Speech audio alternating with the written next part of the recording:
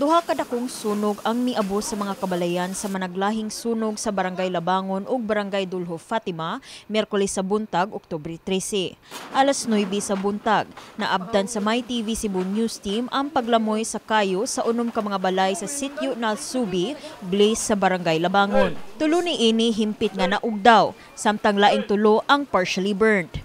Base sa report sa Cebu City Fire Station, mukabat sa 8 ka pamilya o 20 ka mga individual ang nabiktima sa maong sunog. Gibana-bana nga mobalor sa 375,000 pesos ang estimated damages. Asoy sa usa ka residente sa dapit, miangkon nga sa ilang balay nagsugod ang sunog o mibutyag nga posibleng ang pagduwa og lighter sa ilang anak ang hinungdan sa kayo. Giyon sa man yung pagkaibaw nga ang imong anak nagduwag lighter.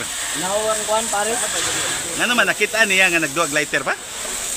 Lingon na maguwang. Ato verify ko sa status. Didua naman nakabawan istorya. Ang kaning maguwang no niya nagduwa. Wa di mo mabadlong ni nga bawal magduwag lighter. Wa na ang lolo takam sa lighter.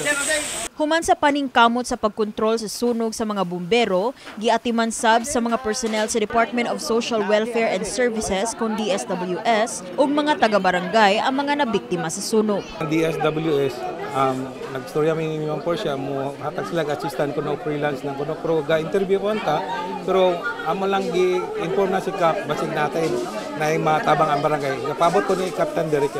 Luwas man ang residente sa maong sunog, apan way kabutangan ang kaguol sa mga fur parents nga wala na nakasalbar sa ilang mga pinalanggang iro atol sa sunog. Sama ni Laika Cesar.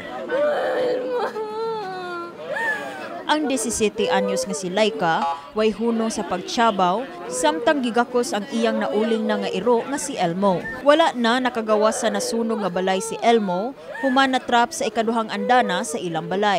Duha sab ka binuhing iro nga si Thunder ug Rashi ang nakala sa dakong sunog sa V. Aranas Extension, Barangay Dulho, Cebu City. Gikataho nga wala na salbar ang mga iro tungod na naa pa sa trabaho ang tagiyan ini. Ang sunog sa Barangay Dulho nahitabo alas 6:45 sa buntag ug nakaapekto og 12 ka panimalay.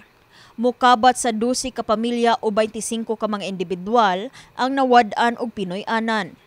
Asoy sa kabomberohan nga moabot sa kapin 1 ka milyon ka pesos ang estimated damage sa lugar. Awhag sa mga otoridad sa publiko nga magbinantayon sa ilang mga panimalay sama sa pagsiguro nga way bata nga magduwa og posporo o lighter ug likayan ang faulty electrical wiring. Of course, sa gihapon sa mga pangitabo nga sa Manini, magitilaing mahangyo ngadto sa ato mga kaigsunan kinamag mabinantayon ta.